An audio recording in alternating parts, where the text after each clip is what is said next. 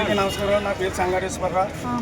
నిన్న పట్టవాళ్ళ అవతల మరి మత్స్యకారులు ఏటిమోక మత్స్యకారులు కొండబాబు కాలనీ అలాగే ముగ్గురు మహిళలు యాక్సిడెంట్ అయింది. యాన నుంచి హైదరాబాద్ వెళ్తుంది బస్సు. ఆ బస్సు మీద యాక్సిడెంట్ ఆటో గుద్దేసి ముగ్గురు మనుషులు చనిపోయారు. ఆ విధంగా ఇక్కడ పోస్ట్ మార్టం చేయడానికి నిన్న తీసుకొచ్చారు, ఐసీలో పెట్టారు. మా కొండబాబు గారు, మా స్థానిక ఎమ్మెల్యే సిటీ కొండబాబు గారు వచ్చి మాట్లాడి అలాగే బస్సు ఇన్సూరెన్స్ అయితే ఉంది, మేము ఆల్రెడీ ఎస్పీ తోటి ఆల్రెడీ లాయర్ని కూడా పెట్టినామా, ఇన్సూరెన్స్ వస్తుంది, నీకు ఏమన్నా ఖర్చు ఉంటే నేను పెట్టుకుంటాను సార్ చెప్పాడు. మంచి చెప్పాడు, మాకు చేయడం చెప్పలేదు మా మత్స్యకారులకి. కానీ ఇప్పుడు ఏంటంటే ఈ ఇన్సూరెన్స్ అనేది బయటకు వెళ్ళేది ఈ కోర్టులకు తిరగాలి, అక్కడ తిరగాలి, అమౌంట్ నాకు ఇలాంటి ఎన్నో కేసులు చూసాము మా మత్స్యకారులు. ఇప్పుడు ఇక్కడ అందరూ మా మత్స్యకారులు ఆడపడుచు మత్స్యకారులు ఏమంటున్నారంటే ఇది ఇన్సూరెన్స్ ఆయన దగ్గర పెట్టుకుని ఎప్పుడుగానే అవుతుంది, మాకు ఒక మనిషికి నష్టం న్యాయం చేయాలని అడుగుతున్నాం. మరి అలాగే ఇప్పుడు ఇలా జరగకుండా ఉంటే ఇప్పుడు ప్రతి ఒక్కరు ధర్నా చేయడానికి మేము రెడీగా ఉన్నాం.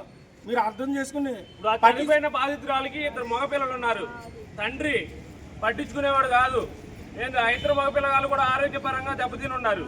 మాకు ఇన్సూరెన్స్ గవర్నమెంట్ పరంగా ఇన్సూరెన్స్ వస్తుందిగా అని చెప్పి మేము గుద్దుతాము, గుద్దిన తర్వాత ఇన్సూరెన్స్ వస్తుందిగా పెట్టుకోండి అంటే అది కరెక్ట్ కాదు. ఎమ్మెల్యే గారు మీరు కూడా దానికి సమాధానం అది చెప్పడం కూడా కరెక్ట్ కాదు. మీరు మేము అందరం వచ్చినప్పుడు మీరు పరిష్కరించి లారీ బస్ ఆయన పిలిపించి ఓనర్ని పిలిపించి దగ్గరుండి మాట్లాడి సెటిల్మెంట్ చేసి ఆ కుర్రోళ్ళకి మీరు న్యాయం చేయాలి.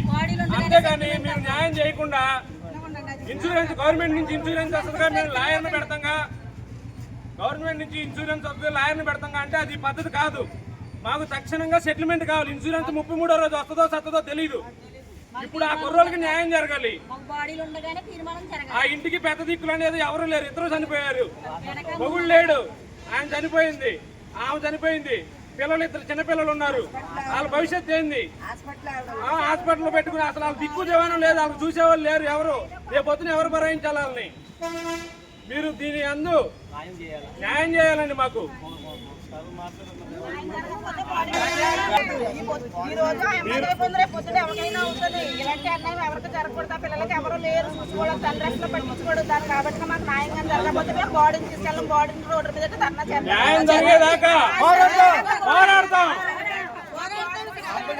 తీసుకుని మాకు ఇప్పుడే న్యాయం జరగాలి. ఆ బస్సు వాహనం తీసుకురావాలి, ఆ బస్సు వాహనం తీసుకురావాలి. అలాగే మాకు న్యాయం చేయాలి. ముగ్గురు వ్యక్తులు మరి చనిపోయి ఉన్నారు, పోస్టులో ఐసీలో ఉన్నారు. అలాగే ఒక ఎమర్జెన్సీ హాస్పిటల్లో ఉన్నారు. కంపల్సరిగా ఎందుకంటే ఇన్సూరెన్స్ అనేది ఎప్పుడు వస్తుంది, ఇలాంటివి ఎన్నో చూసాం. కంపల్సరిగా చర్య తీసుకుని మా అన్నమాడు కొండబాబు అలాగే మరి ఆ పరిధి బుచ్చిబాబు గారి కథ వస్తుంది, ఆ ఎమ్మెల్యే గారు అలాగే పంత నానాజీ గారు కల్పమండలం కూడా వస్తుంది. కంపల్సరీ చర్య తీసుకుని మా మత్స్యకారులు ఇంత అన్యాయం జరుగుతుంది.